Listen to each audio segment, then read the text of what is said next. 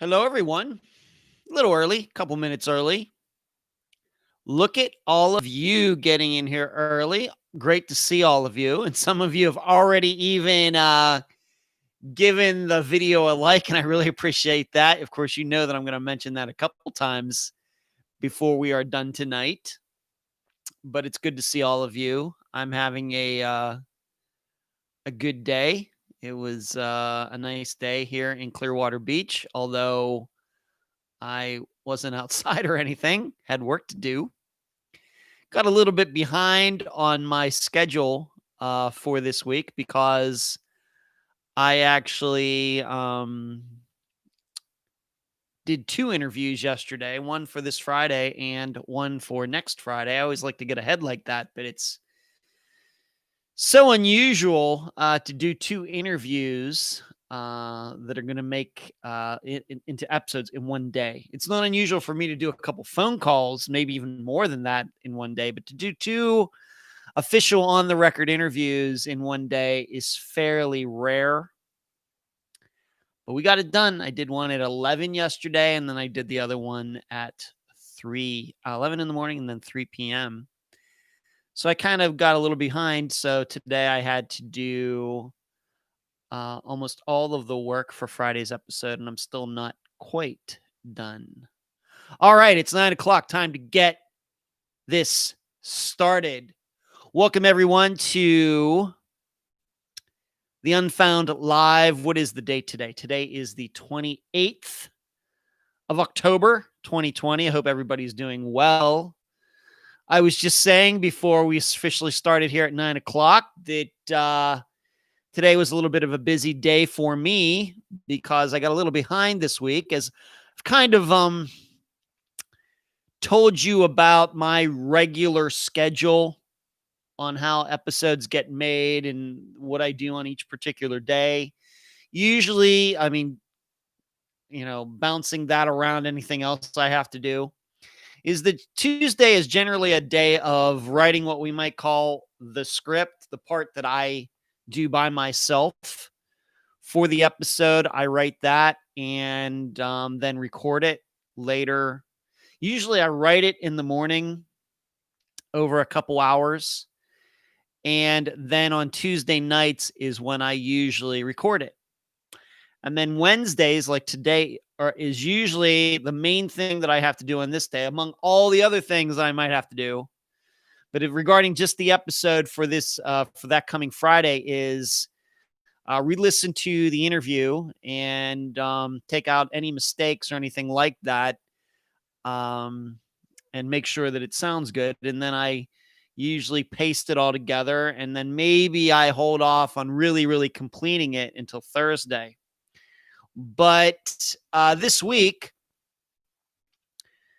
was a little rare because I did 2 interviews yesterday. So the interview for this Friday and the interview for next Friday. And that's quite unusual. It's not unusual for me to do 2 or 3 phone calls in a day, maybe talking to people for the first time, getting to know them.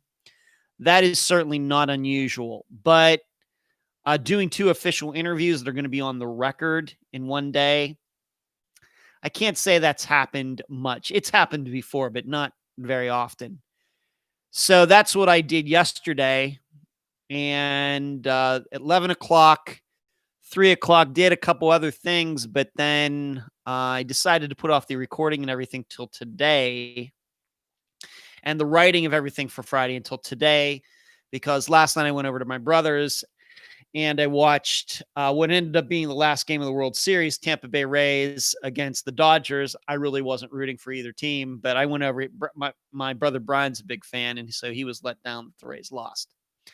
So I decided just to hang out with him last night. So then today was spent, at least for the episode for this Friday, of writing what I needed to record, and which does take a while. Even though I don't say a lot, I always try to, work on it, make sure it sounds good, it reads well.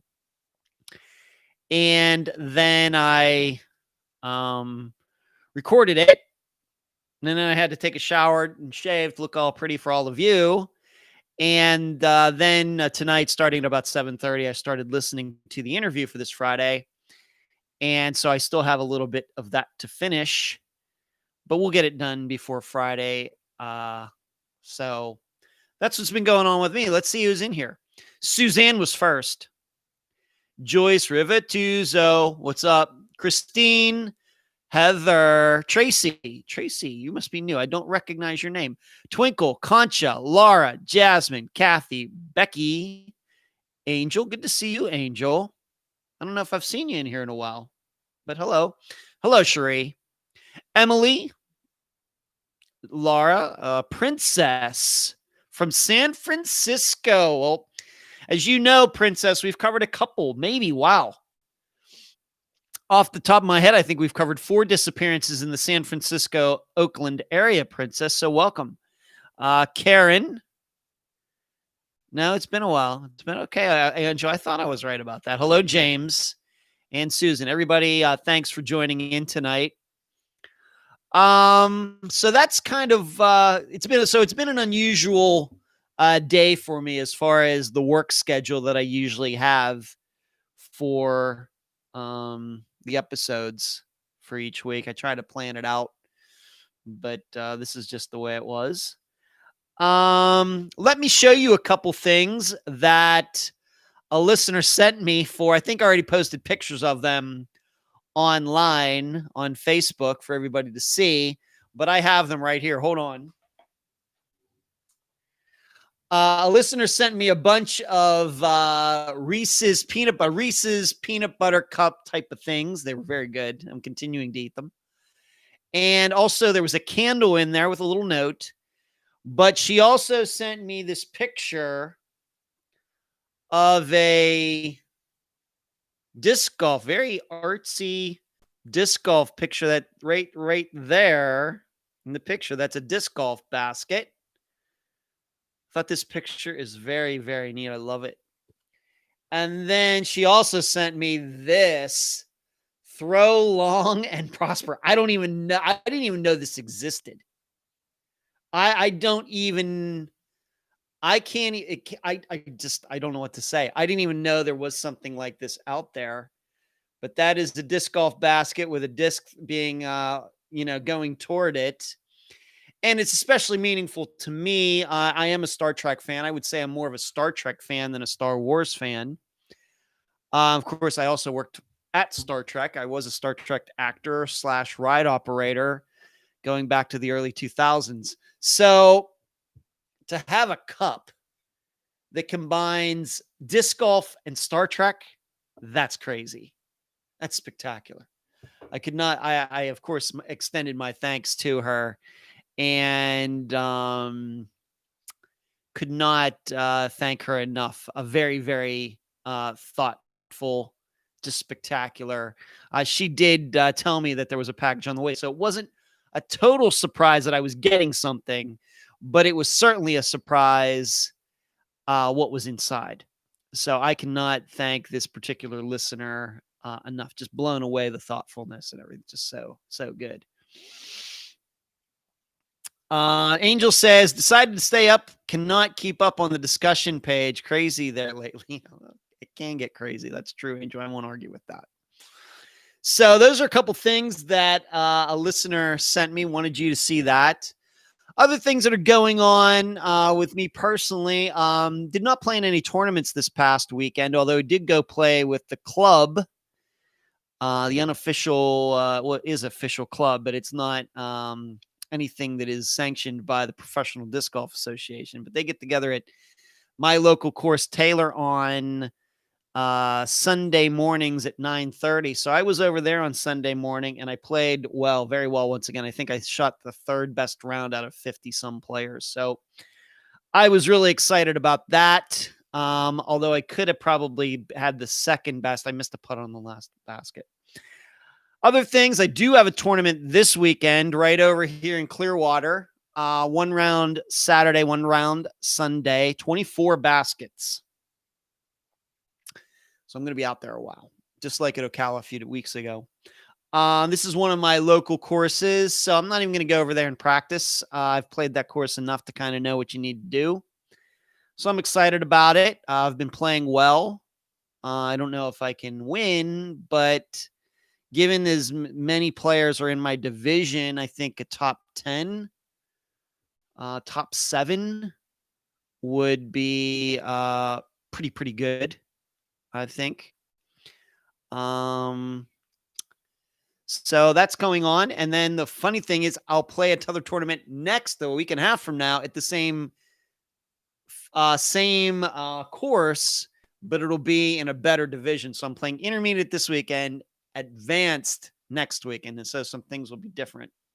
So I have that going on. Of course, this weekend is Halloween. I have no plans other than playing disc golf. Not sure if they're doing trick-or-treating here in Florida or not. Maybe I'll be over to my brother's on Saturday night, because they always get a lot of trick-or-treaters. I don't even know. I haven't even looked into it.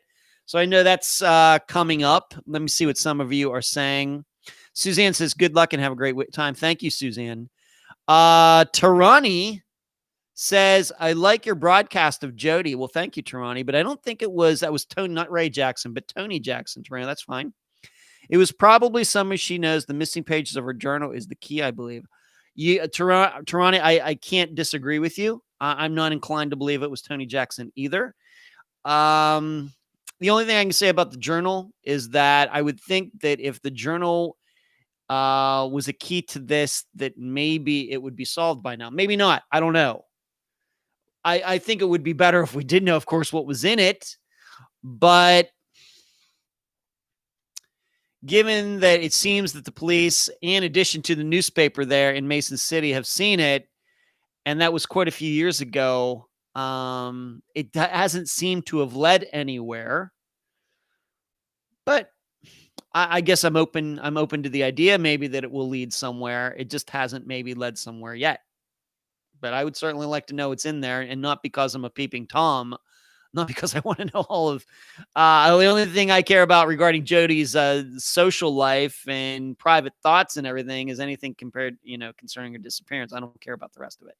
Twinkle, but thank you, Tarani. I think you're new. I think I would remember your name in here. So I thank you for making time for the live show tonight. Thank you. Twinkle, just be sure to get out there with your Unfound gear. I will be out there with my Unfound hat, Twinkle, for sure. And I will be dressed in my color-coordinated red and black clothes, meaning that, of course, we're red and black here. My bag is red and black. My cart is red and black. So we will all be color-coordinated. Always going for best dressed out there. Shree agrees with Tarani. Marcus, good luck with the tournament. Thank you, Marcus. Hey, Valerie, what's going on? Good to see you. Twinkle, maybe you can get some personalized discs with Unfound on them. Or do you have them already? That's something that I've certainly an idea that I've thrown around, Twinkle, and I do have somebody who could do that. So I've thought about it. Thank you. And what else? Well, I don't want to get too into this, but all of you that follow me on Facebook saw that I posted a picture today, and it was, one of those signs that you're getting older, and being that I just turned 50 almost 3 months ago doesn't seem possible. But there was something I had to do, not because I have I'm a perfectly healthy guy. At least that's what my doctor tells me. I feel spectacular. I think that for 50 years old, except for, tightening up a little once in a while, I think I'm in pretty good health and can hang with guys half my age on the disc golf course or whatever. But there's something I had to do here personally at home, and I'm sending that off tomorrow. And some of you might have seen that picture that I posted on my personal Facebook page. And I really don't do much Unfound stuff on there once in a while. But I did post that picture today with a very funny caption that I love to get packages, but I'm glad I'm not getting this one. So maybe some of you saw that, but I don't want anybody to think that, you're doing this because there's I don't think that there's really anything wrong with me. I think it's just one of those things you have to check off once you turn 50 years old. no different like, there's certain things you're supposed to get done on your car at certain intervals, even if there's nothing wrong with it. This is what that kind of feels like to me, but I did it and I don't want to ever do it again. Marcus says you don't look 50. Well, I appreciate that, Marcus. I think it's a combination of genetics. I think if you were to see my brothers and my sister, they don't really. Well, maybe my brother does because he's lost some hair and his hair is all gray and everything. But my brother Michael does not look his age. My sister certainly does not look her age. So there's part genetics. I think it's also partly that I don't, even though I'm in Florida and everything else, I don't go out in the sun much. I've never been a smoker.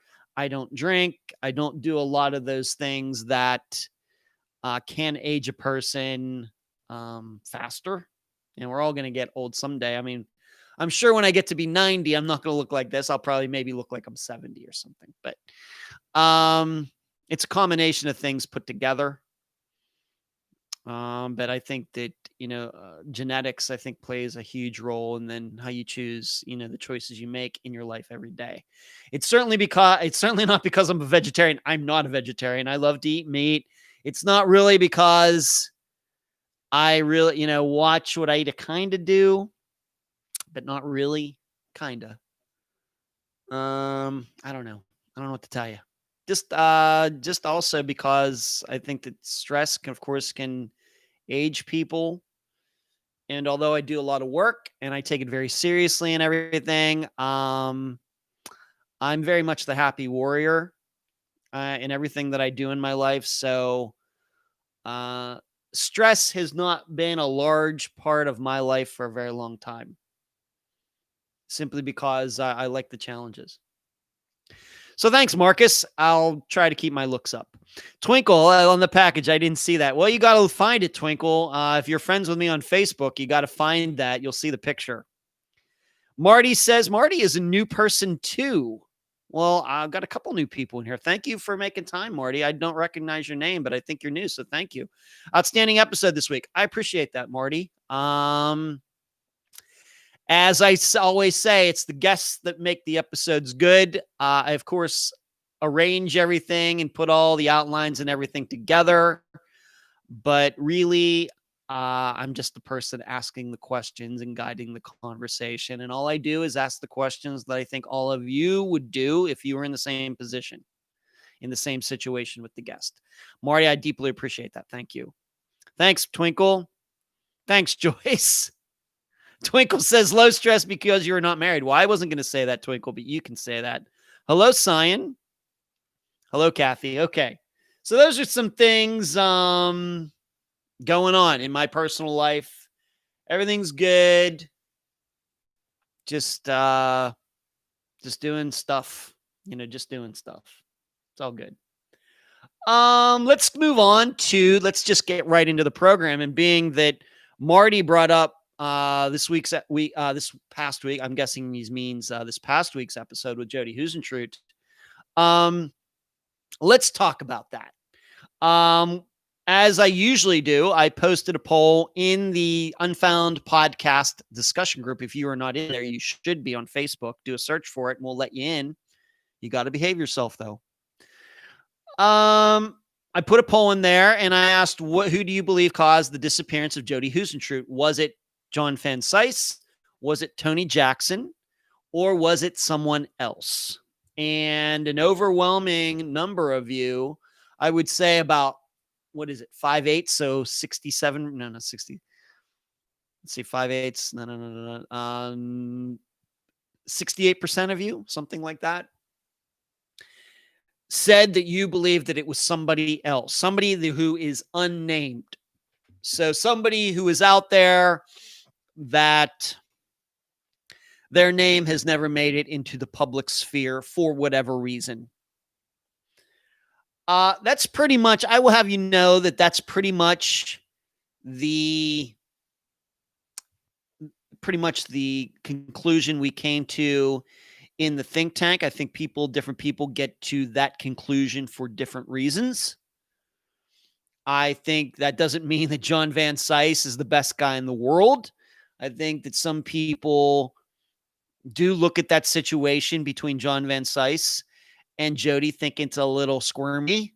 And me being a 50-year-old, roughly the age he would have been in 1995 with Jodi, me always hanging around with a bunch of 20-something-year-olds. It's not really my style, and I know what I think of guys who do that. I'm not saying that there aren't attractive 20-something-years-olds out there. There certainly are. They're grown women too. They can get married. They can have kids. I get all of that. Not saying they're not adults, but when you're hanging around with them all the time and everything, it starts to, I think, get a little weird. My world.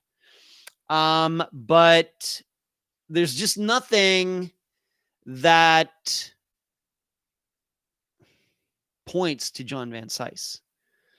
And in fact, I think one of the think tank members was fairly insightful in saying that it very well could be the only reason the public thinks that John Van Cise did something is because the police continue to talk about him and continue to do things to go after him.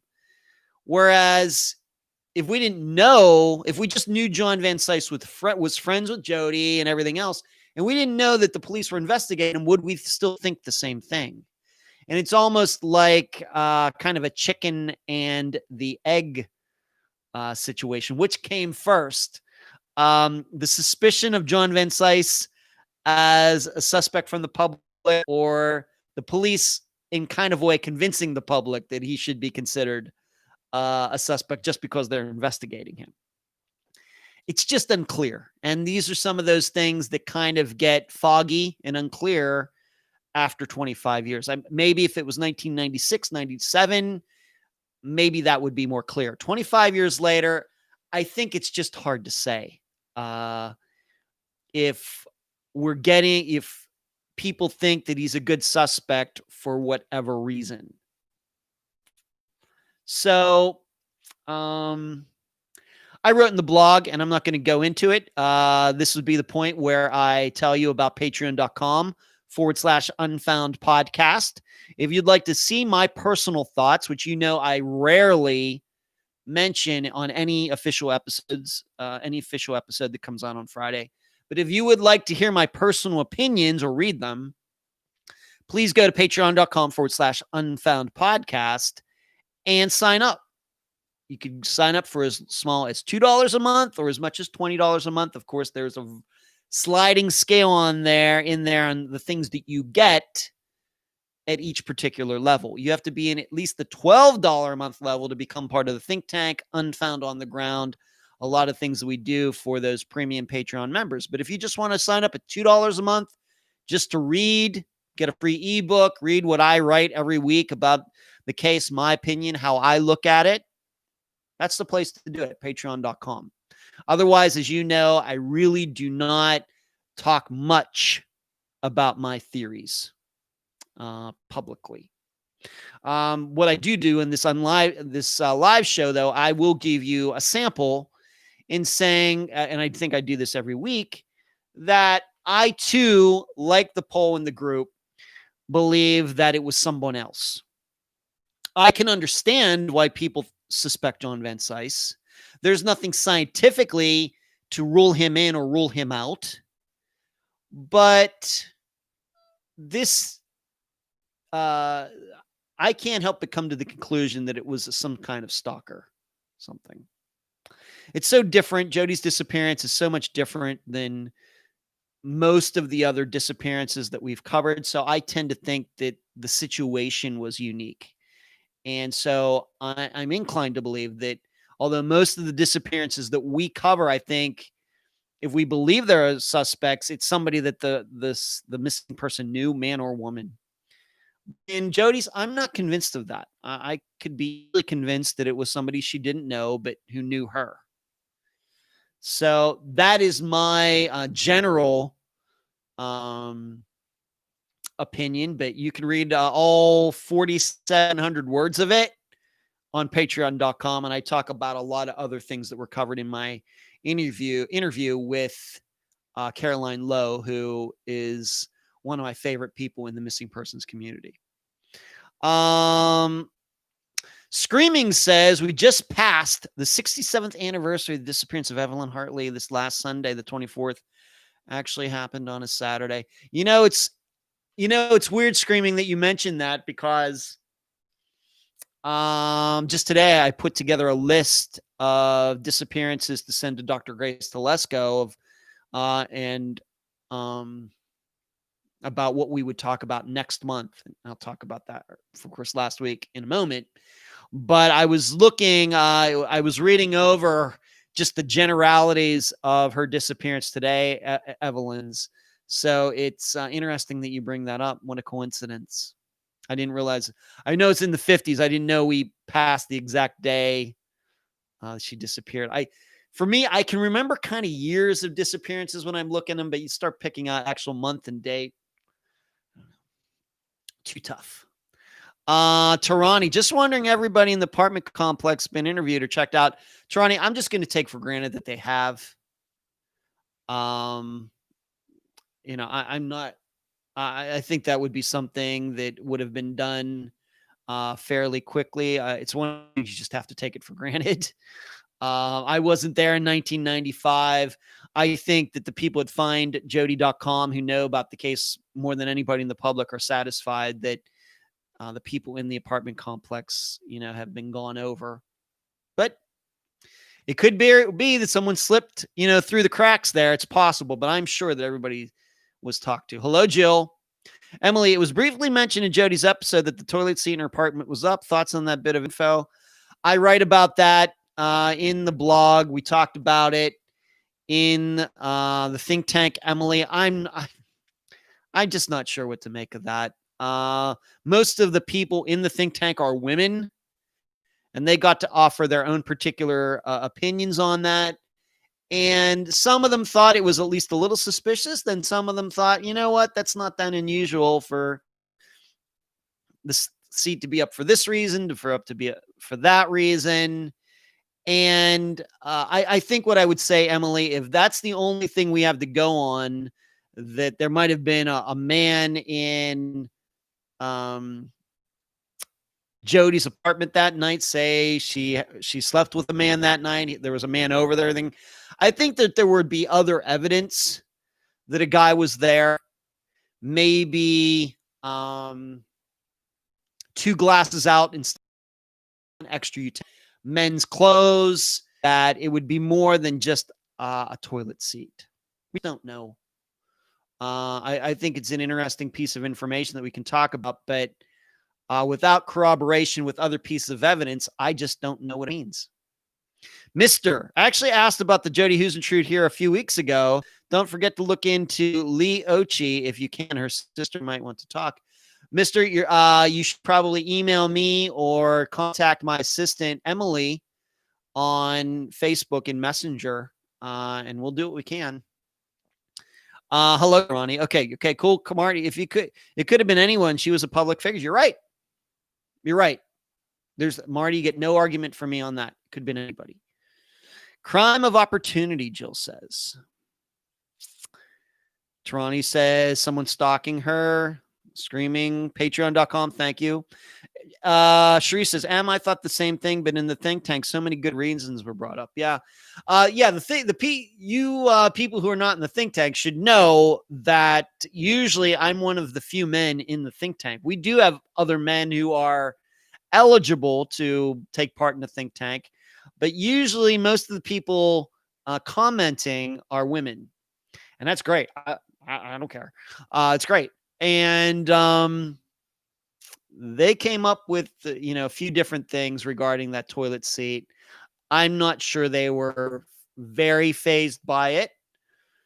On the other hand, I think what also pushes that forward is that I think there's just a general thought process out there. Well, Jodi, she's 27, she's successful, she's attractive, she's this, she's that.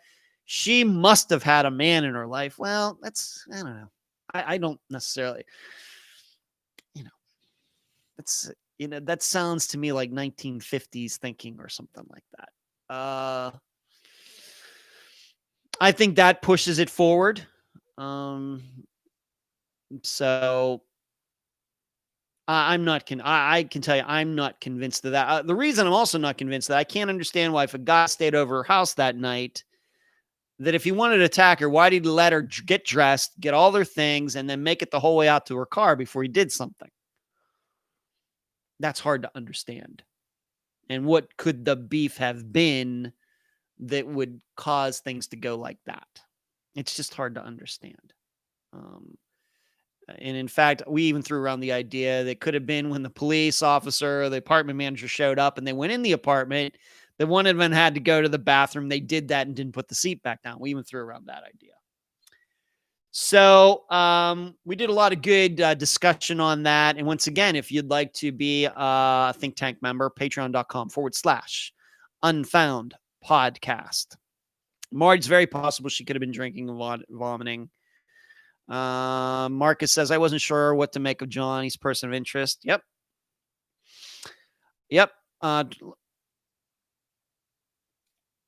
Tarani says, I like your coverage of this. I didn't like Payne Lindsay's coverage of it. He had tunnel vision. Tarani, I have to be honest, I don't know what kind of coverage he did. So I never listened to it. I think that I knew that he covered it at one point, but how he covered it and who he talked to and what his thoughts are on anything, I don't even know. But if you say so. Screaming, media is a very competitive world, but I don't think it was anyone involved. I mean, well, that's been thrown out there, Screaming. Sri, yeah, we also discussed the possibility that law enforcement took a leak. That is certainly true. Okay, let's move on to this. Being that we're coming up, I'm going to have a very busy writing weekend. Besides the tournament on Saturday and Sunday, and the blog that I will write for this Friday's disappearance that I will talk about before we are done tonight. I will also be writing the newsletter, so I got a lot of writing to do over the next several days. Good thing I type fast. Whew. So because it is the end of the month or the beginning of the next month, newsletter will be coming out Sunday sometime. I hope to get it out on time. And probably be writing about some things that we've covered in the Unfound Live over the course of October, but I'm sure that I will cover some topics that I've not talked about here either. I'll give you some updates on some of Unfound's cases and just talk about some other things. And those of you who get the newsletter do know that once in a while I do get up on my soapbox and write a dissertation about something that bothers me in the true crime community. So maybe that'll be in this newsletter this month too. I just don't know yet. But newsletter, if you're on the list, you will be getting it Sunday, hopefully. And if you're not on the list, you've never gotten one before, please contact me at unfoundpodcast@gmail.com, and I will put you on the list. And what it is just my random thoughts about what's gone on over the past month on Unfound and elsewhere, with some links to the various things that we do at Unfound. And it's usually about 3,500 to 4,000, 3,500 to 4,500 words. It's pretty long, pretty good, I think. All right, let's move on to this. Dr. Grace Telesco last Wednesday night. Had so much fun talking to her. Great discussion. We went over our hour time limit. That doesn't surprise me at all. We talked about the Marco Island 3, David Madott, Kent Munro, and Omar Shearer. I was so happy that David Madott's father got to watch and take part and comment. That was spectacular. I'm glad that I sent him the link that he could tune in from Canada to lend his perspective and everything else. I thought that was really good. And the point regarding that their disappearances, the point that's always going to stick out to me is I just have such a hard time believing that Jeff Wandich swam 4 miles from where the dive wreck was, where the boat went down, to that communications tower in the dark. I guess we'd have to go back and check what the current was at the time, the water temperature and the speed of the current and all of that. It just seems so not impossible, but improbable. That's the point that's always going to get me about that disappearance. Now, on the other hand, if Jeff had been found floating, just following the current, then I think that we would be more, maybe more inclined, maybe much more inclined to believe his story. But being that he wasn't found floating and he was found on the tower 4 miles away and he claims he swam there, I think it's always going to be a big question. You have to remember, even in a triathlon, men and women who are probably the fittest people on the earth, I think the swim portion of a regular triathlon that they have at the Olympics or whatever is like under 3 miles. Jeff swam almost 4 miles. No training or anything. Always going to bother me. It's, once again, not impossible, but somewhat improbable. Always going to bother me.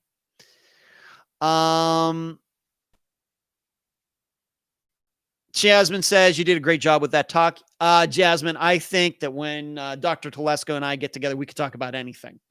And she kind of mentioned that at the beginning because we have talked about a lot of different topics off the topic of true crime. And I think we share a lot of the same ideas. For example, I'm into guns. She's into guns, just as an example. And our personalities just go really well together, I think. And I can't wait to meet her in person sometime. Of course, I was supposed to do that earlier this year until COVID popped up. But I can't wait to meet her sometime, go down there, do one of these shows in person. I think that will be spectacular. But yeah, I just get so excited. I hope that it's obvious when we have done those shows, even going back to when we have Facebook Live, that, how much I enjoy talking to her. Alex is signing in on my phone to hit the like and say hi. Going to finish watching my TV on my TV. You watch on your TV, Alexa. I don't know how big your TV is. I must look huge on that TV. And speaking of which, I'll mention it's being Alexis just brought it up. If you are watching this video right now, whether it live or you're watching it days after it's been done, please give this video a like, give it a thumbs up on whatever kind of device that you are using. In addition, if you are not a subscriber to Unfound's podcast channel, please become a subscriber. Then it'll automatically alert you when I upload, or Natasha uploads new videos to the channel. Makes it very convenient for you. That way you don't have to keep checking back, coming back, checking. It'll just do that automatically. And maybe you heard, maybe I talked about this last week. We went over 10,000 subscribers on the YouTube channel, which blows my mind away. Now, I have to tell you honestly that we have 10,000 subscribers. I just wish that there would be a proportionate amount of views that go for the videos. I don't know what we're going to have to do to change that, up those numbers maybe a little bit. But that even 10,000 people signed up to be subscribers to the channel and everything else, being that, once again, it's a secondary market for what we do, is just blows me away. I mean, really, I realize compared to maybe a lot of other true crime channels and everything, it's not that many, but I'm always suspicious about whether those numbers are right or not. But I think it's really good. 10,000, I'll take it anytime and twice on Sunday. Kathy says, big problem with finding nothing from Omar, Dave, or Kathy. It's a big problem. Certainly, Kathy, nothing. Certainly. Screaming firearms is one of my main hobbies. Good. That's awesome. Screaming. I wouldn't say it's a hobby of mine. I take an interest in them. I wouldn't say I'm necessarily a gun guy. But I own the guns that I think that I should have for different applications. I'm not a collector or anything. It's just I do my research, figure out what I want to get, and then I've gotten, of course, Screaming. Maybe you don't know, but the most recent gun that I purchased this past summer was a Russian-made Vepr 12 semi-automatic shotgun. It's fantastic. It's just crazy. It's crazy. Twinkle, you and Dr. Grace have a good rapport. I think we do. I agree, Twinkle. Thank you. Screaming. Thanks, Emily. Thank you, Emily. So for next month, I'm not going to give it away. Dr. Telesco's already picked out the disappearance that we will talk about. I sent her the list, and like within a half hour, she got back to me. And already, of course, I'm excited to talk about it. And I've already let that guest know that we'll be talking about it next month, but that's not going to happen until well into November, I guess, on Thanksgiving or the week before, because Thanksgiving's every Thursday. It might be on Thanksgiving. That's fine by me, whatever. So we already have that picked out. Let me take a question. Lorenzo, and this is probably going to lose some of you here, but Lorenzo from the discussion group asked me, do I prefer Di'Anno for Iron Maiden or Bruce Dickinson? Now, what this means is, as some of you know, I'm a huge Iron Maiden fan. I'm a big heavy metal fan, especially from the 1980s. If you ever see me on a disc golf course playing my music, it's usually music from the 70s and 80s. Iron Maiden, AC/DC, Judas Priest, Deep Purple, Def Leppard, Van Halen, Megadeth. Don't let those metal songs fool you. I mean, a lot of good people listen to that music, but and then I listen to more, maybe a little more hairband stuff: Rat, Whitesnake, Dokken, Queensryche.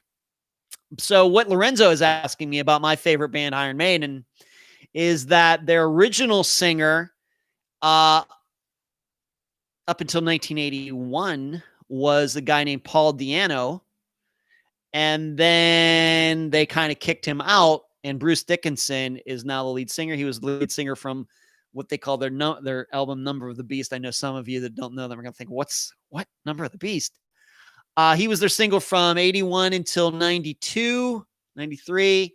And then he left the band, and then he came back in 2000, and it's been the original, the popular lineup since about 2000. And so Lorenzo is asking me, do I prefer Paul Di'Anno, the original singer, or do I prefer Bruce Dickinson, who kind of took over, and then he was the singer when they really, really got big and continue to be big to this day.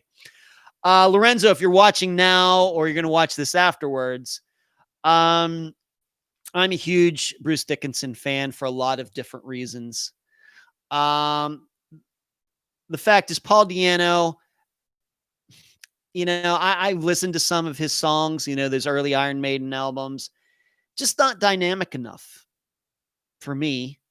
I prefer singers that have a really, really great range. And with Paul Di'Anno, I mean, I could almost sing the songs they were doing. And I can carry a tune, but I don't know how much range I have. But so that's one of it. He never seemed to me like really like a rock star. He could have never sang all the songs that they ended up doing in the 1980s and onward, as dynamic as those songs were, those albums were. Bruce Dickinson, he sounds like a rock star. He acted like a rock star. Great lead man. Took, a lot of stage presence. An interesting individual. I mean, he's a commercial pilot. He was an Olympic level fencer and all these crazy things. Just seems to do the best at anything he ever tries. And so I'm a huge Bruce Dickinson fan, not just as the singer for Iron Maiden, but all the other things that he has done. So it's not even close to me, which is interesting because I have run into a couple Iron Maiden fans who always say, well, I think it would have been interesting if Paul Di'Anno stayed in the group. And I just don't get that. I just Nothing. It just does not faze me. So now that I've lost most of the people who are thinking, what the heck are you talking about, Ed? But that's my answer, Lorenzo. And I'm personally hoping, maybe a lot of you are thinking the same way, that with all these music tours that were supposed to happen, not just bands that I like, but maybe groups, bands, performance artists that you like, they were all supposed to go on tour. And then, of course, everything got shut down. I know that I'm hoping that all my bands come out with new albums. And I know AC/DC is going to be bringing out a new album called Power Up, and I'm really excited about that. But being that they're all stuck at home now and have a lot of time on their hands, I think they owe us some new music. I think. And I'm kind of looking forward to that. I really hope that that happens. If they're thinking of their fans, I think they should. And so I have to tell you, that's going to be one of the big things for me when COVID is done, that I'm certainly going to be looking at concerts that are going to be coming near the Florida area, because I know Iron Maiden will certainly be touring again. I'm sure AC/DC with their new album will be touring again. I've never seen them. So there's a lot of music I got to see and hear. So there you go. Hello, Satin B. November 19th. Is that when my next appearance is, Kathy, with Dr. Telesco? Or is that when Thanksgiving? That Thanksgiving, November 19th, that sounds a little early. So I'm guessing that's my next date appearance, November 19th. Kathy, you'll have to clear that up for me. I know that Dr. Telesco sent me the date. I just don't think I've looked at it yet. It's so far away. Screaming, grew up on all of that music. Well, then you grew up in a good time, Screaming. Thank you, Suzanne. Yeah. I think my taste in music, Suzanne, is quite diverse. The only thing I don't listen to is country. I can't stand it. I like old country. 1970s, Charlie Rich, Johnny Paycheck, that old country stuff. I don't mind that at all. I love Elvis Presley. In fact, when I'm with my dad, that's like the only music we can agree upon is Elvis. It doesn't matter if it's gospel or is rock and roll or anything in between. I love Elvis. Great showman, great singer, just everything. But I can't do 80s and up country. It all just sounds so similar to me. I can take classical and most other stuff. Country is just kind of feels fake to me.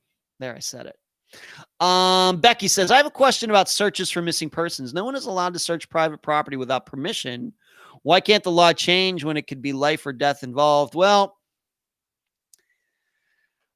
Becky, I think if it was maybe some other countries, you might have a chance doing that. But in the United States, private property is very important to people. And so it can be a little difficult to get around that. So I don't, they're going to say, well, the law could change. I just don't think that's going to happen, Becky, mainly because even though there are a lot of missing persons cases that are unsolved, I don't know if they would ever change a law or pass a law or something to only handle something that happens occasionally.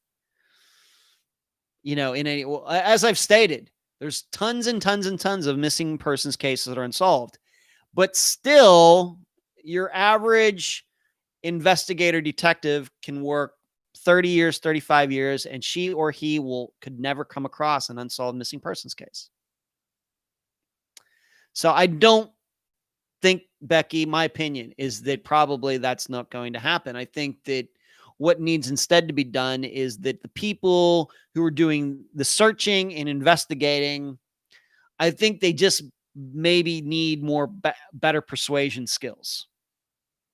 It may be that they just take maybe no for an answer a little too easily because they don't have experience doing that.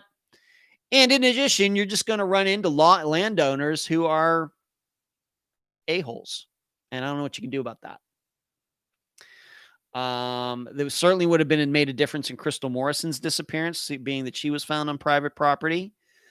On the other hand, I'm not sure that anybody believes she was on that property anyway. So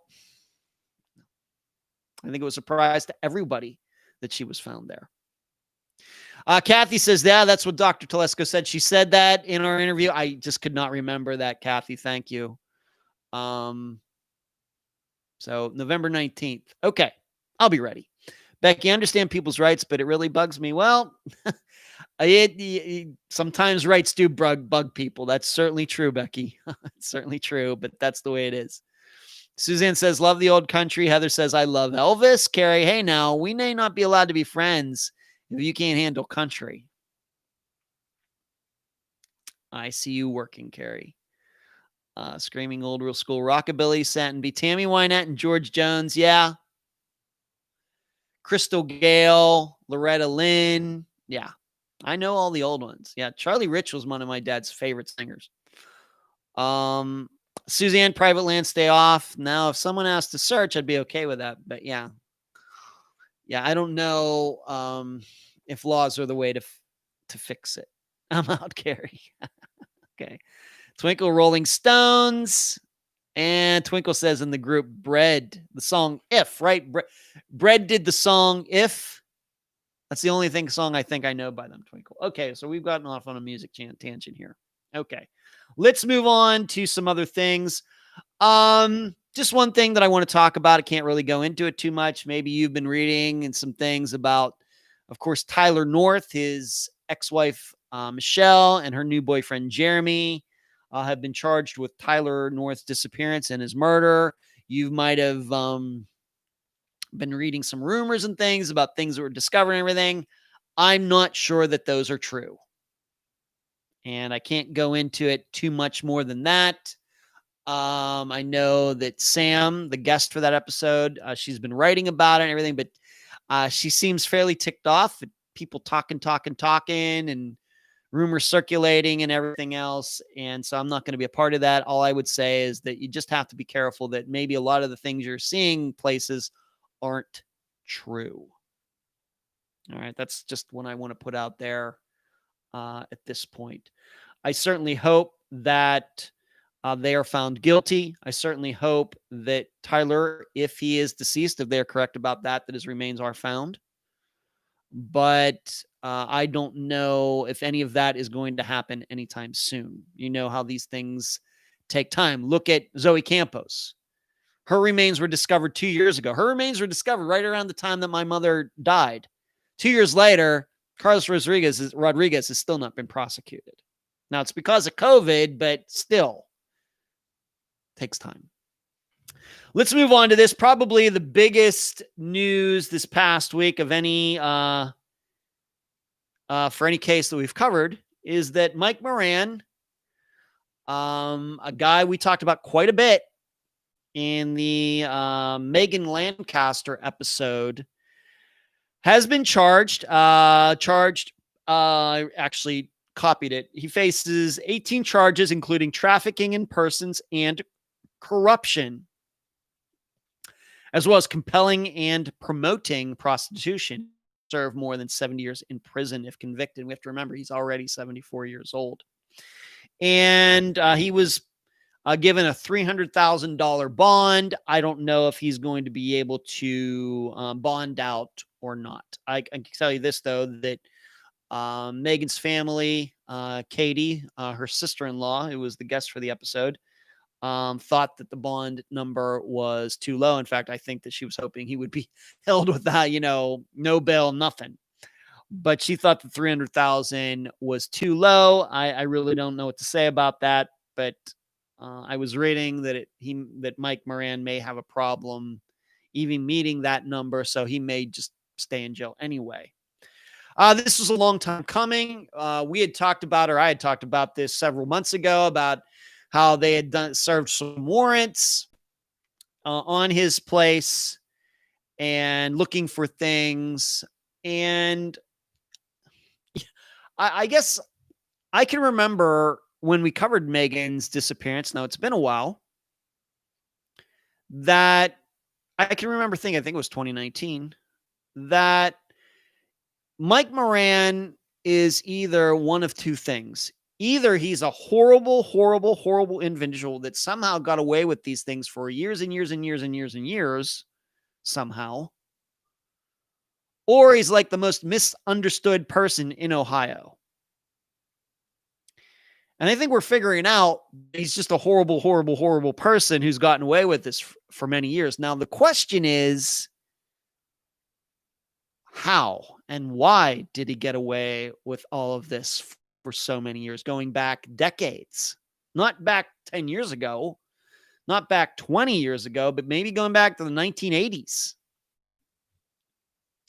And if you read one of the articles, the prosecutor or the DA or somebody in Portsmouth, Ohio, even said, well, Mike's always had a weird way of, the law, handling his business with being a lawyer and everything. Oh, really? That's reassuring. It seems to me, I've not been there, but it seems to me this is kind of just an open secret that Mike was doing these things and people were just letting it go. I think because it's not like he had enough power to blackmail anybody or anything else. I mean, he's been around forever and there's new people coming in. What's he doing? Getting dirt on people as soon as they get into a position where they might be able to charge him with something? I don't believe that. That's stuff from novels and books and John Grisham novels or something. I don't believe that. I think instead that it was just kind of a accepted thing, and that's horrible, but I don't know how else to look at it. I guess we have to be happy something's getting done now. Now, there's no guarantee that he's going to be convicted or anything else. He has pled not guilty. But it just, 18 charges, and this was going on for years. We have women coming out of the woodwork going back a long, long time. I don't know. I just don't know. Just don't know what to think about that. Now, the other, because, letting it go and him being a lawyer, it undermines the legal system. It causes people to lose confidence in how we try to bring people to justice. When people think that there's some lawyers, defense lawyers doing this, he's supposed to be an officer of the court. Remember, all lawyers take an oath to be officers of the court. Although defense lawyers are supposed to act in the best interest of their client and everything else, lawyers do take an oath to be officers of the court. So there are standards that have to be upheld. And how is it that this guy was able to operate like this for so long if he was supposed to be an officer of the court? Dealing in and dealing with criminals, and just don't know. I don't know. I think it might be a little easier to understand if he was not somebody that was involved in the legal system, if he was a farmer, an engineer, a car mechanic or something. Then you think, well, maybe he's doing this on the side, and he's around police officers and investigators all the time. It seemed like it was an open secret and nobody did anything.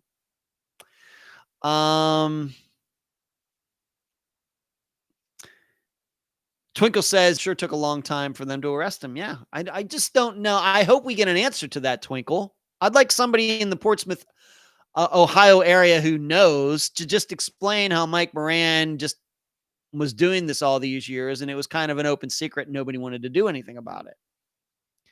Twinkle says, do you think the police were involved with it at some point? Well,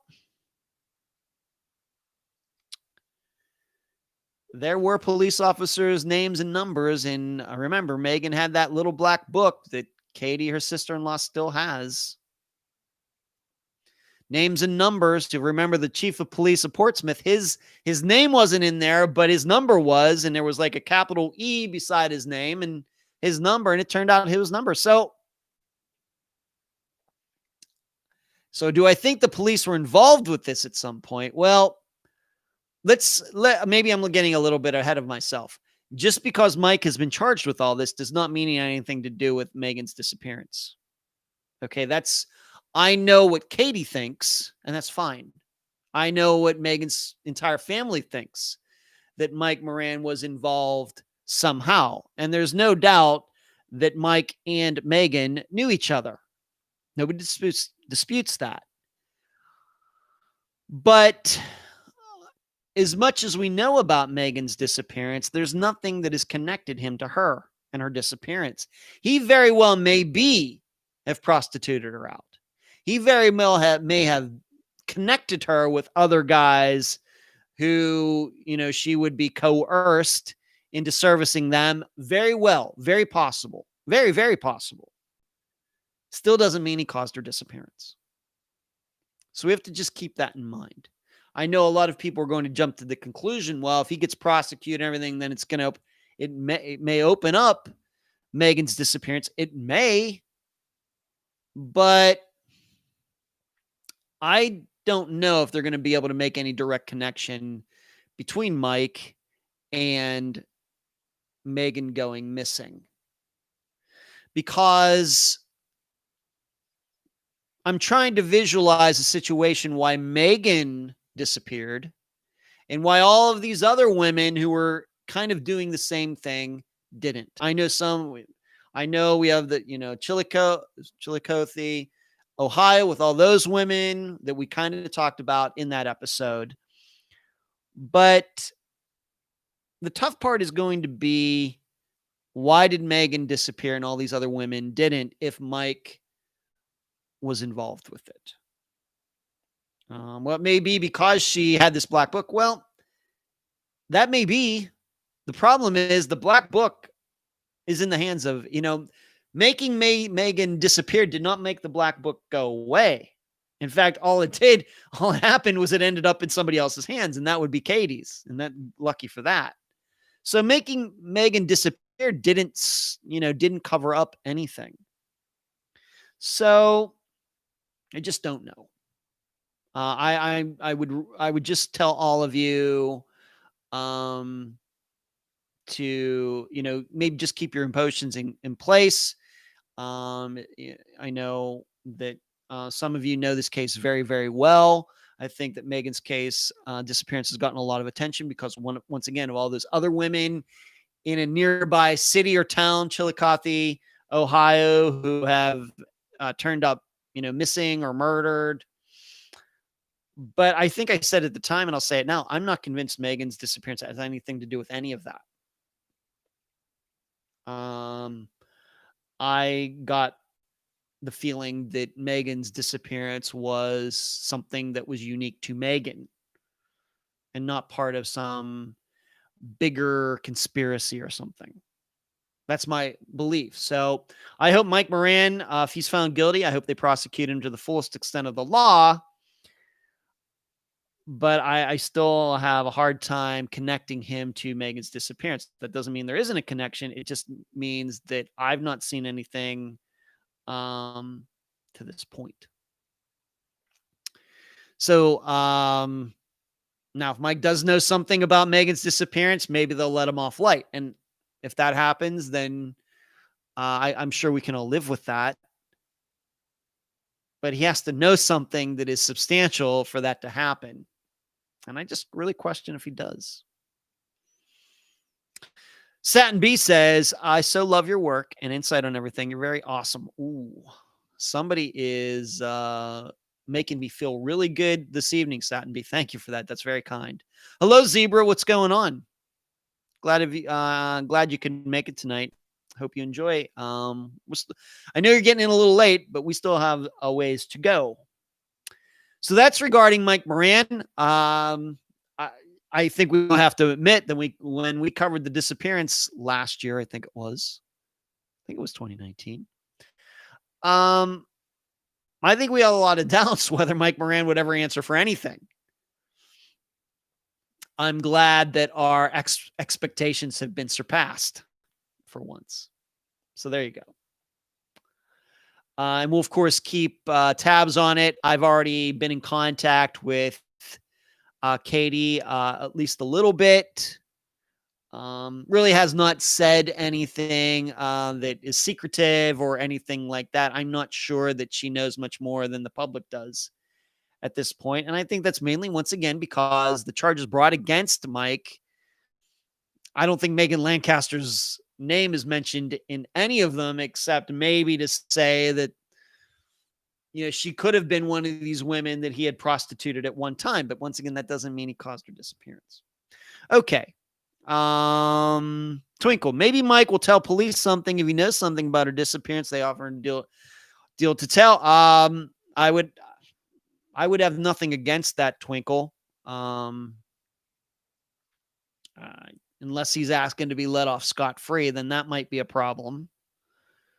But if they convict him of something and he wants a reduced sentence that leads to substantial information, that leads to Megan being found, whether alive or deceased, then it's certainly worth something. You know how I feel about that, Twinkle. It's just that you don't want to give the house away either. So you just have to see. Just have to see how demanding it is. You're welcome, Zebra. Let's move on to this, and I think I can talk about this even. I don't think that this was told to me in secret. But going back to Julie Weflin's disappearance that we covered earlier this year, it seems like yesterday, but I think it was back in May. Wow. I don't know where the time goes. I just don't.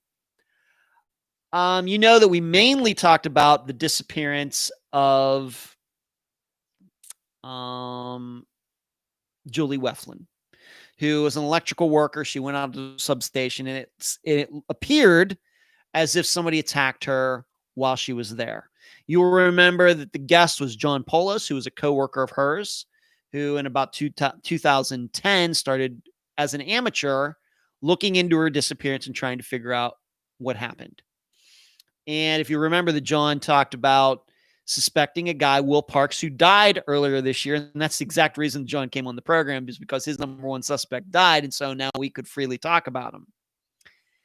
But we didn't just talk about Julie. We also talked about, hello, Sharon, you're watching the replay. Yep, it will be up there for you to watch, Sharon, no problem. But you also remember that we talked about a woman who went missing. Julie went missing in 1987. Deborah Swanson went missing the year before in Coeur d'Alene, Oregon, whereas Julie went missing in Washington, although not far away. And John believes to this day that those two disappearances are connected, that Will Parks knew both of these women, and John believes that he's responsible for both. I'm not as sure, and I think I told you just a couple weeks ago that the investigator into Julie Weflin's case here in 2020 does not believe that Will Parks is responsible either. Just an opinion. Hello, Christine. Christine, thank you from Canada. Thank you for that. I love that picture.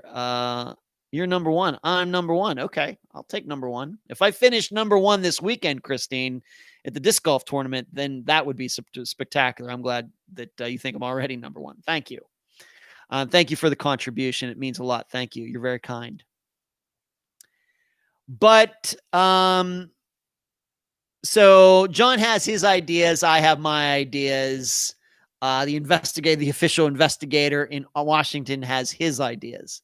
But if you will remember, there was another woman that we talked about. Her name was Catherine Ray Gregory, who had disappeared. She was a nurse years before either Deborah or Julie disappeared. I think she disappeared in 1981. And John had the idea that Will Parks could have been responsible for her disappearance as well. And in my looking around at addresses where Will had lived, it turned out that Will had lived in the general area of where Catherine disappeared in 1981. All right, that is a fact.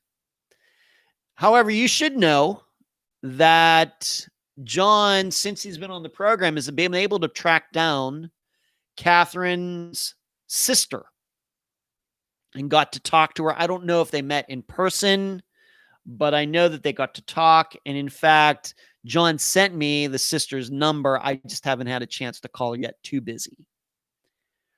But I thought you'd all want to know that John has changed his opinion on Catherine Gregory in believing that Will Parks caused their disappearance. Why has he changed that? Because in talking to Catherine's sister, the sister says that Catherine's husband was cheating on her at the time. And that the sister has believed, I think since it happened, that Catherine's husband caused the disappearance and not some stranger or anybody else. It wasn't Will Parks or anybody else. That the sister believes that Catherine's husband, if you remember the story, I know that we just covered it very quickly in that episode, but Catherine was a nurse, allegedly was at home with her husband or something, and she left, and then she was seen coming out of a medical building and not seen again, and then her car was found parked on a street in the city, which she disappeared. But now I'd even told John at the time, given what I knew about the circumstances, that I told John, this kind of feels to me like the husband did it.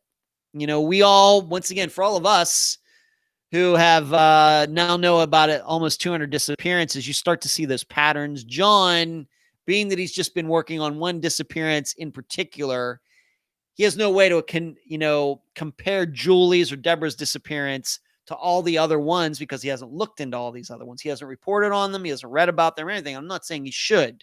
It's a lot of work. He has, and you have to remember, John has a full-time job as well. So I told him at the time, in talking about Catherine's disappearance, that I told him, it just seems to me the husband is probably the number one suspect. And so, being that he now heard that Catherine's husband was cheating on her, I think his mind is now changed, and he actually thanked me for having the insight back then to kind of deduce. And I had no idea. I didn't even know. I now know her husband's name because John told me. I didn't even know Catherine's husband's name was at the time. I didn't know Catherine had a sister. I didn't know anything. All I knew was the general circumstances of Catherine's disappearance. And I told him it just sounds like the husband did it for whatever reason. And so now we find out that the husband was cheating on her, and the sister has thought for almost 40 years that the husband did it. So he congratulated me on having the insight. Now, that doesn't mean it's true, but it certainly doesn't hurt to believe that the husband had these things going on at the time, and certainly lends more credence and believability to the idea that he might have wanted Catherine out of the way for some reason. Now, you should know, I looked her husband up. I looked up his criminal record. No criminal record. So if he did do this in 1981, then he has certainly behaved himself for the last 39 years.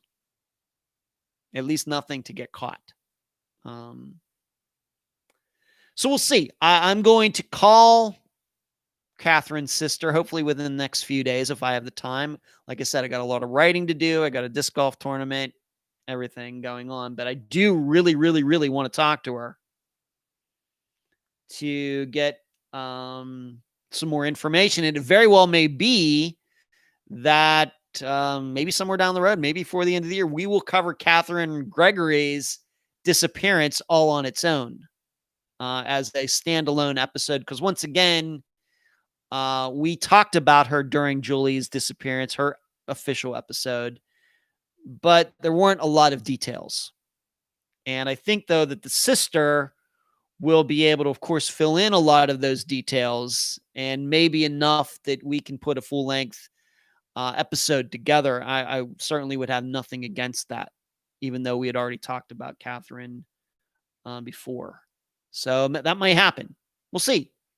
And I would certainly, I know that there's a wide range of opinions regarding John Poulos, even amongst myself, my assistants, all of you and what you heard when he was on the program back in May. And he very well may be wrong about Will Parks, but here's what I do not doubt. I do not doubt his perseverance. I do not doubt John's passion. And even though I think he has done, a few things awkwardly and probably the wrong way, I cannot. I have to say, I wish there were more people out there like John Poulos. I'd rather have more people like him getting out there, making mistakes sometimes, and maybe coming to some wrong conclusions than people not doing anything at all. And I think what I also like about John is that he's not doing it haphazardly. He's an engineer, so it should be no surprise that he goes about things very logically. I just think that the problem he has is he just doesn't have a lot of missing persons experience. I think, as I think I told him at least a couple times, I think it would help if he just sat down and read about 100 different missing persons cases, or listened to at least half of Unfound's episodes, or go to Charlie Project and just read 100 random pages on there, just to get a feel for how disappearances look, how they read. You can start to see those patterns. I think that would help him quite a bit in what he's doing. I don't think he's done that, but I cannot doubt that he's passionate about this. And so I'm going to try to give him support. I'll try to tutor him as well as I can. And what I also like about him is when he discovers maybe something that he was wrong about, he's not afraid to say it. Possibly in Catherine Gregory's case, he was pretty convinced that Will Parks did it. But now that he's talked to the sister, he's saying, well, Ed, I think you might have been right about that regarding the husband. And once again, that would just be from my, just listening to 200 guests on the program, and you start to see these things. But if we're going to cover his disappearance or her disappearance standalone, of course, you'll all know about it. And I'm really looking forward to calling Catherine's sister and talking to her. And if there's anything that I can pass along to all of you from that conversation, I will do so. However, I think that it will probably be a conversation with the plans to have her on the program, which means, at least to start, everything will be off the record. So I think that's some big news. I still don't know what to make. Julie Weflin, I have to tell you that I still don't believe that Will Parks did it. I'm more inclined to believe that somebody who knew she was actually going to be there, somebody that didn't happen upon her, but somebody who knew she was going to be there, did that. But it very well may be in Deborah Swanson's disappearance from the year before. It very well could be that Will Parks caused that one. And it may just be a coincidence that it was kind of close to where Will Parks lived. I just don't know. But that's my feelings right now. All right, allow me to take another question. This is kind of another Halloween question. We got a Halloween question last week. Alexis, is this the Alexis that's in this group? Alexis, tonight, what is your favorite Halloween treat? And if you went to a costume party, what would you dress up as? My favorite Halloween treat is my favorite treat the rest of the year, Alexis, and that would be Reese's Peanut Butter Cups. And that's why the listener who sent me that package this past week with all those Reese's products, they weren't just peanut butter cups or other things. That was so fantastic, along with the cup, the picture, and a candle that she sent me, along with a handwritten note, which was very nice. So my favorite Halloween treat is what it is all the time. But as far as costume, what would I dress up as? It's hard to say, Alexis. I haven't dressed up for a long time. I think last week I talked about a couple times that I've dressed up in my life. And my impression regarding costume parties is that, and I know this is going to sound funny coming from a very single guy like myself, but it seems to me costume parties are always more fun when you and your partner can go together as some sort of tandem or something like that, where you can get together. and plan things out, maybe characters from a movie or something like that. In contrast to just going as a single person and showing up in however you dress up. It always seems like it's a more fun, more interesting, more clever, whatever. If there's somebody in your life that you can plan together, okay, we're going to go as this. And the example that I think of, I gave the example that I gave last week. I'm not going to go into that again. But I can tell you that my brothers, years ago, even before I knew them, went to a Halloween party, and my brother's last names, if I had not been adopted, given up for adoption, my last name would have been Joyce, Joyce. And yes, very Irish. But my brothers went to a Halloween party as the Dr. Joyce brothers. So, of course, we all know who Dr. Joyce Brothers is. She is a sex therapist. Well, being that my brothers' last names are Joyce, so they are the Joyce brothers. So they went as doctors. So they were the Dr. Joyce brothers. And they said it was a big hit. Big hit. And I thought that was, that's what I'm talking about. That type of stuff just is like, oh, that's who would have thought of that. So yeah, Paula, that's very clever. I thought so too. Yeah. So that I guess that's what I mean. That if you have a girlfriend, boyfriend, husband, wife, whatever, to be able to get together and plan that out, you really can really be the bells of the ball if you can put a really good combination costume together, a theme or something. So if you went to it, so I don't know, Alexis, what I would dress up as, really. Don't know. I have to say that I'm not a big party, guy anyway. It just depends. It depends who's going to be there, who's throwing it, all sorts of things. I'm not lying when I tell all of you that I'm very much a hermit. I just am. Twinkle says clever and funny brothers. They can be clever. They can be funny. Marcus, of course. Sharon, cute. Yeah. That was good.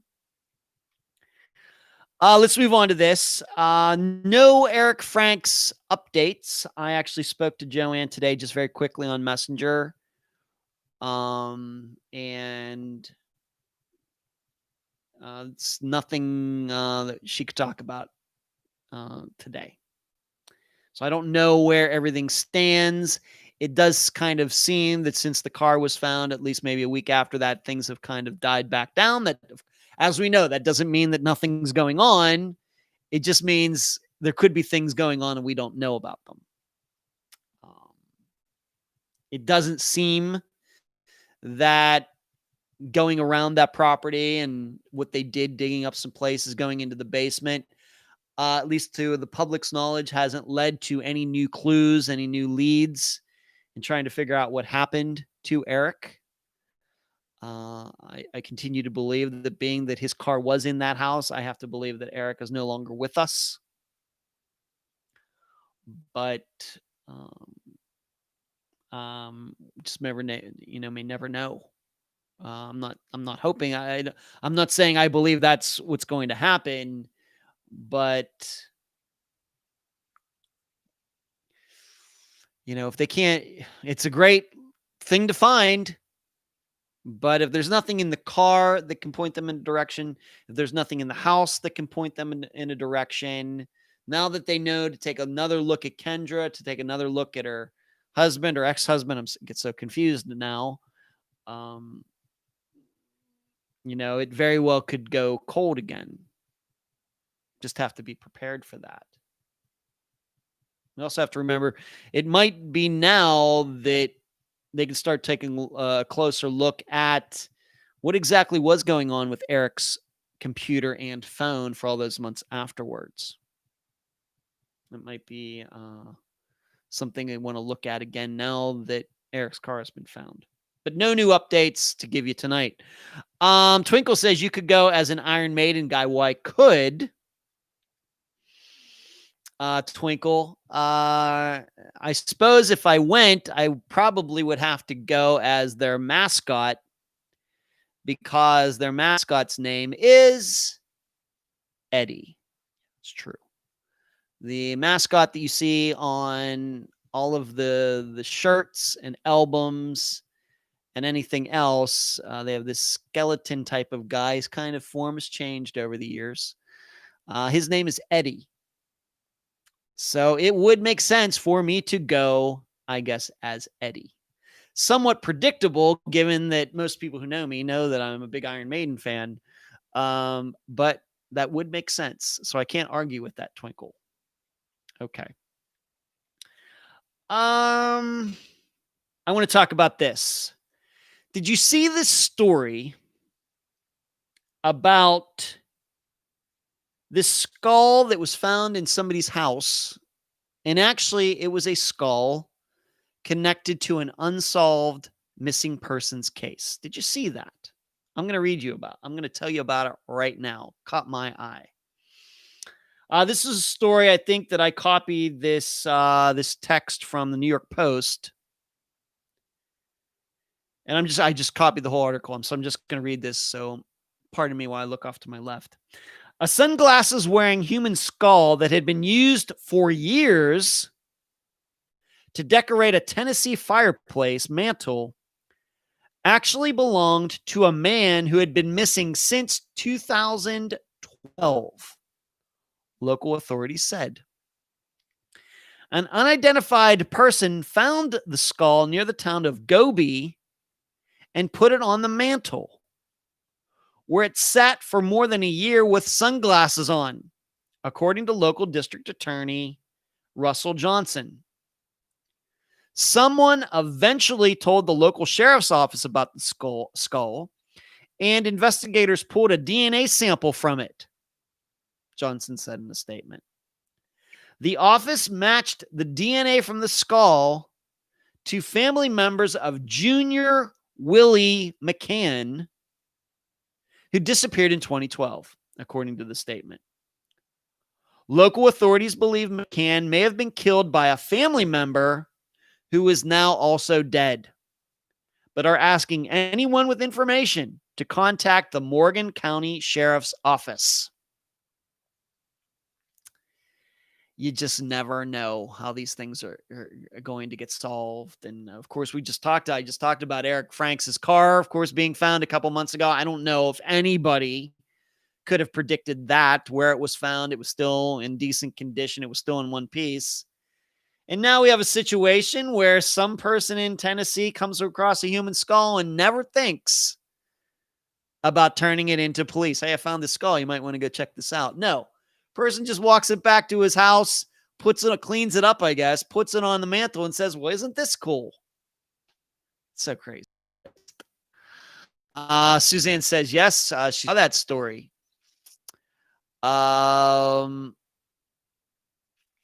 Jasmine says, yes, she's seen the story too. Marcus says, that's insane. Twinkle says, what kind of jerk gets a human skull and doesn't take it to the police? Eileen says, who finds this human skull and doesn't think to call somebody? I agree. I guess we can't rule out the idea that this person maybe had something to do with the disappearance and thought a good way to cover it up was just to put the skull on his mantle and say, I don't know, I got it at some flea market somewhere. But I guess that's not what happened. I don't know. So many crazy people in the world. You just don't know. As we know from Unfound, how many stories do we get about people who allegedly know things and then don't know anything? Oh, yeah, I saw the person. How many stories have I talked about it? Not maybe in Unfound disappearances in particular, but stories, runaway woman, allegedly seen in a convenience store, 7-Eleven. The clerk says, yeah, she was here. Police show up, look at the video, nothing there. Very common. So I would put those types of incidents in the same category as this person who finds a skull and doesn't think about turning it in. There's just a lot of strange people out there. I just don't. But that's why I wanted to tell you about it. You just never know how some of these things are going to get solved, or what people are going to do and what you're going to find. You just never know. Paula, they had to think it was fake, right? I'm guessing, Paula, I think you bring up a good point that I'm guessing people that might have been over to this. I mean, I don't know. I don't know this person. I don't think it ever gives the name of the person who had the skull. Maybe not in this article, maybe in some other article. I'm going to guess maybe some people did see the skull and think it was fake, but somebody obviously who knew their medicine and who knew their human anatomy looked at that skull and said, you know what? I think it's real. And this person was absolutely correct. But you're probably right, Paul, that that skull might have sat there for a long time and people thought it was fake. I have to admit, if I showed up at the house and saw it there, I'm no anatomy expert. I might think it's fake too. It's crazy. I don't know. Tracy, going back to your story, did you wear a jean jacket and moccasin boots? No, Tracy. If you're asking me about that because of my listening to Iron Maiden, no. Tracy, I'll give you my Iron Maiden story very quickly. I'll be honest. In the 1980s, I never listened to Iron Maiden. I was much more of and I still kind of am, much more of a White Rat, White Snake, Def Leppard, Warrant, Tesla, Badlands, Great White, and I'm still not the biggest Metallica fan for a variety of reasons. There's just particular songs that I like. I would not say that I like the band overall. I think they've had as much good music as they've done. There's certain songs, they have a lot of bad music too. Stuff that's not, I don't think was very good. And I can remember in college, there was a guy in what we didn't have fraternity. Well, they did have fraternities. I wasn't in one. I was in a housing group, what they called it. And there was a guy in my housing group from Erie who was a huge Iron Maiden fan. Had all their albums and everything to that point of like 1991, 92. And in his room, he had the posters. And I think I can even remember him going to a concert. And I couldn't have been less interested. I'm just being honest. It's so weird. I know. I think about this now. It's so weird. And I think it was probably a variety of reasons, Tracy. Now you're asking me that question. That I continue to say this, but my parents were hard asses.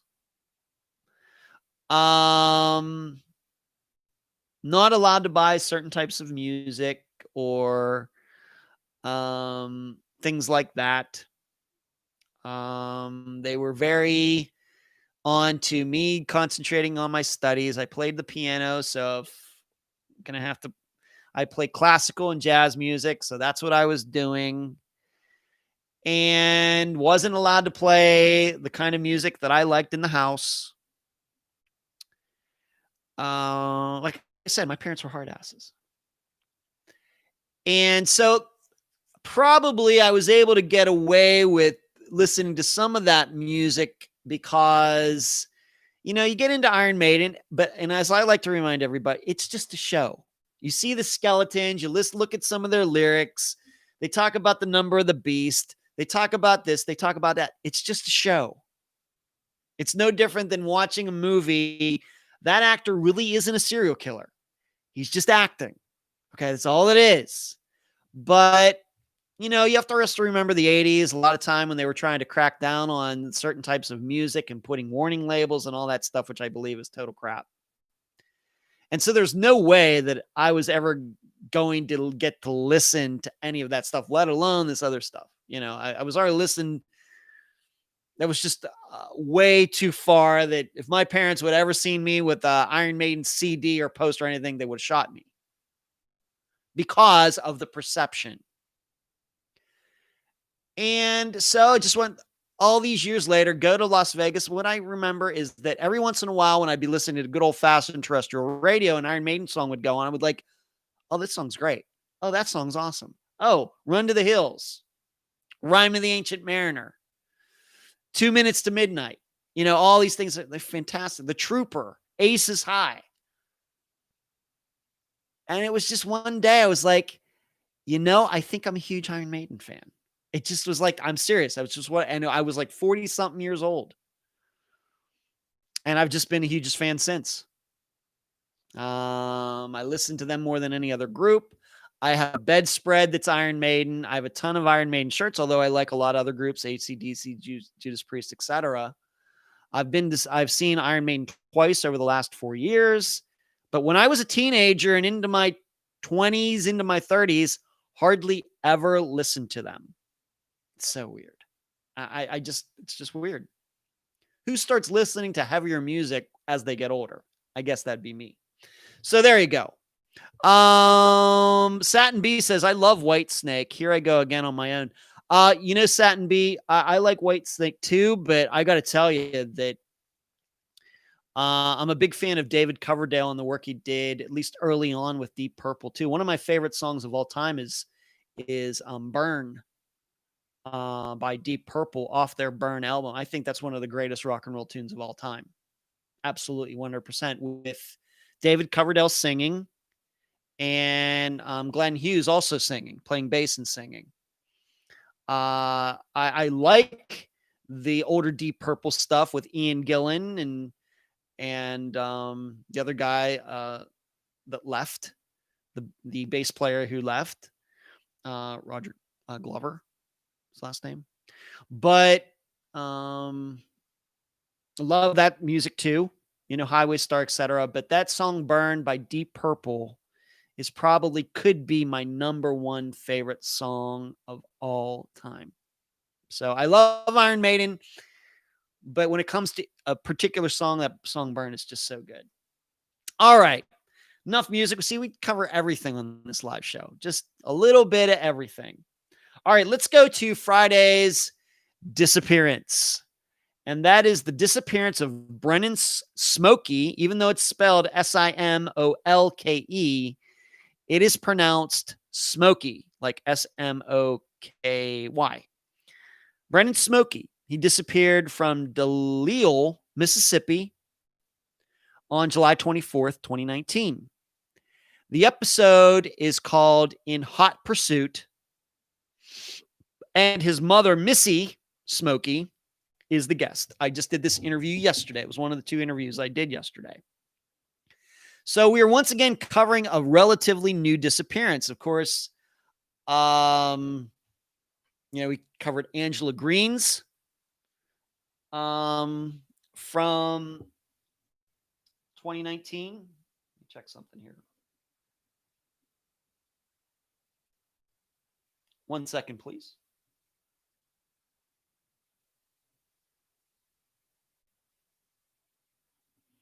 We covered Angela Green's disappearance from 2019. We covered Bradley Brooks's disappearance very recently from 2019. Covered Robbie Hertz from 2018. And we did another very recent one from 2019. Where is it? There it is. Jacob Paddock Weeks. He also disappeared in 2019. This is just how things are working out recently. We're not planning to cover a lot of new disappearances. This is just how it happens. Of course, Jodi's was from 1995. We did Deborah Lynn Bowman's disappearance from 2004. Doug Jones going back to 1997. Unique Harris's from 2010. But we've already covered a few from just last year. And this is another one. Now, this is a situation where allegedly Brennan was in a car with a guy named Chris and a guy in Dakota, and they got into a car chase with police. The chase eventually ended on the side of a highway in Mississippi. Dakota decided to not run. The driver, Chris, decided to run but got caught. But the third man, who Chris and Dakota said was Brennan, escaped somehow. Ran off into the woods beside the highway. Cops went after him. Gone. Well, right after the disappearance, once again, Chris and Dakota said it was Brennan. Well, since then, Chris has changed his story. And that it was not Brennan, but it was another guy.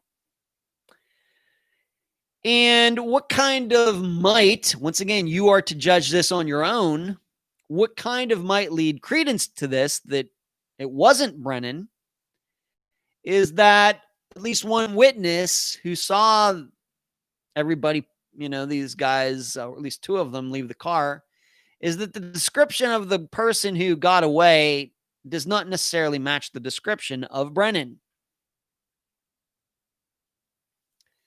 So we have like a kind of double mystery here. How does somebody run off into the woods, police are hot on their tail, and disappear? I mean, of course, we've talked about disappearances where vehicles are found, there's woods there. In fact, Robbie Hurt's disappearance, very much like that, walks off in the woods. We think, well, somehow just hasn't been found. But here we have a situation where we know that this guy went into the woods, where he went into the woods. We know when he went into the woods. We know that the people going after him know the area, and still this person was able to get away. So that's the first issue. And then the second issue is, was it really Brennan? Or was it somebody else? And we also have a video, very blurry. I'm really not sure what it shows. I've looked at it multiple times. It'll be up to you. I've already linked to it in the discussion group and on the Facebook page. I will be doing a YouTube video for this disappearance to help you out a little bit about the locations. And it'll be up to you to determine what you think happened. First of all, was it Brennan or not? And whoever it was, how did this person evade police? And if it was some other person, you should know that Chris did name another guy. Instead, eventually changed to somebody else and gave a name. Was it this other guy or not? So, don't know if we've run into a disappearance quite like this, where it's believed that one person disappeared, but it might have been somebody else, and that person really disappear. If it was somebody, let's say John Smith, it wasn't Brennan, it was John Smith, and he runs off and escapes, and so walking around a free man. And then Brennan, though, met a demise somewhere else before the car chase even started. It's something that you're going to have to, I think, entertain. Satin B says, what? You don't look a day over 30. Oh my goodness, you're in your 40s. Oh, you look amazing. Are you just, obviously Satin B is catching up from what we were talking about earlier in the program. That's fine, Satin B. That's fine. If you're watching it, and people can do that, they can go back and watch the older part of the show, even though I'm still doing this live. That is possible. Well, I'm not in my 40s, Satin B. I'm 50. By any way you want to calculate it, I'm in my 50s. Turned 50 August 1st, 2020.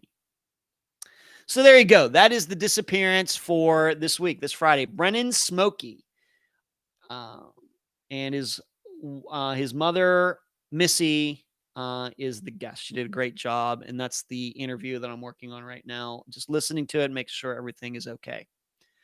So what do we do tonight? Did the intro, talked about a lot of different things in the intro. That was fun.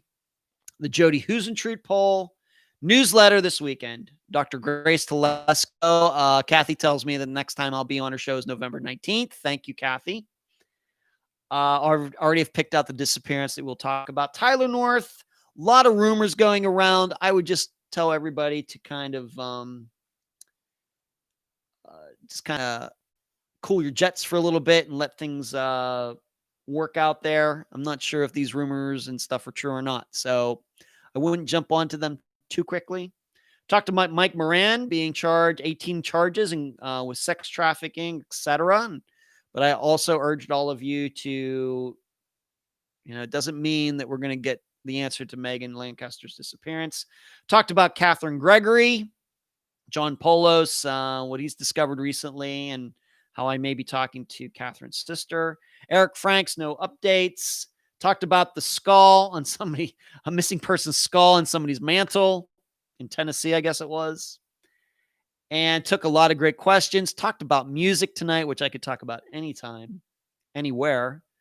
And then lastly, the disappearance of Brennan Simolke. We will be covering this Friday. Once again, if you've been watching this video, please give it a thumbs up.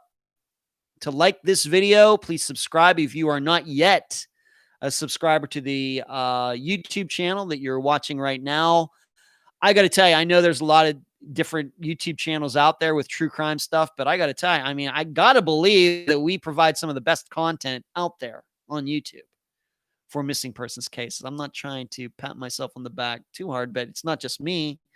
Natasha, of course, is getting the work done too. So please become a subscriber. Patreon.com/Unfound Podcast. You might want to think about that. And I think that's all I have for tonight. We've been here an hour, 45 minutes. The time does fly. Satin B, thank you. I'm going to try to continue to look as young as I can for as long as I can. I promise you that. All right, that's it. Thank you, Christine, for your contribution through the Super Chat tonight. Deeply appreciated. And that's all I got. I will see you, you'll hear me on Friday. And then all of you in the think tank, you'll see me on Sunday evening. Good night, everyone. Thank you. Love doing this show. Love talking to all of you. Thank you so much for giving Unfound a little piece of your Wednesday night. Goodbye.